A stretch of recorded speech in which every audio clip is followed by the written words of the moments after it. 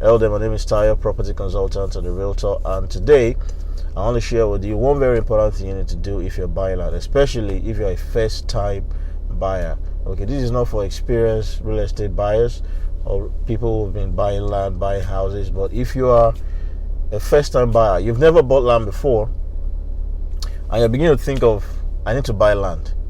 Be very careful not to just buy land because maybe you're hearing that, oh, there's this estate here, it has a beachfront, it has this, or you saw a very nice video on YouTube and the place looks like Miami, or your friends have just bought land somewhere and you think, oh, you need to buy as well, that should not be the reason for you to buy land. If you are going to buy land, especially as a first-time buyer, you need to have an objective. And the reason is so that you do not look back at your purchase and then begin to regret. Say, oh, I should not have used this 1 million naira to buy this land, or I should not have spent this 2 million naira on this thing. I should have probably channeled the money somewhere else. So it is very, very important that before you step out to go and buy your land, be very clear on your objective. I'll give you a couple of examples. Number one, you could say, I want to buy this land to build. I want to stop paying rent. I want to build my own house. So I need a place where I can build immediately. That is a very clear objective. Or I need a place where I can build in the next 2 years. Or I need a place where I can build in the next 5 years. These are very clear objectives. Or I need a place to invest in for good return on investment. That is also a very clear objective. So you must have these objectives before going ahead to say you want to buy any land.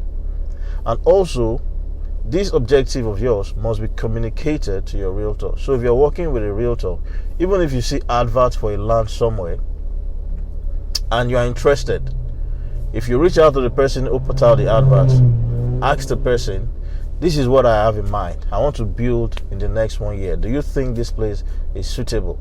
Or I want to build in the next 2 years. Is this place suitable? Or I'm buying this place as an investment, for speculative reasons. What do you think if I invest in this place? What do you think could be the value of land here, maybe in the next 5 years, in the next 10 years? So this is extremely important. People have reached out to me saying, oh, I want to buy land. And then in the course of our conversation, the person said, I hope your own land is not in the bush. Somebody sold land to us. We said we wanted to build a house that we can actually live in. And then, they told us there's promo. They told us to come and buy. We bought. And then after buying, we realized that the land is somewhere in the middle of nowhere. Now, the land is genuine, okay? It doesn't necessarily mean that the land is bad. The land is genuine, but it doesn't fit the purpose or the objective of those people who wanted to buy the land. It's possible that they didn't adequately communicate their objectives to the realtor. Somebody else told me they bought land in Ikorodu. These people are abroad. These people I'm talking about. They bought land in Ikorodu, and they actually started sending him money to build the land, to build on that land. And then it was when they came around and they found that their house is just standing in the middle of nowhere. You cannot even let out the house, not to talk of maybe coming from abroad to come and live in such a place. So these are just some examples.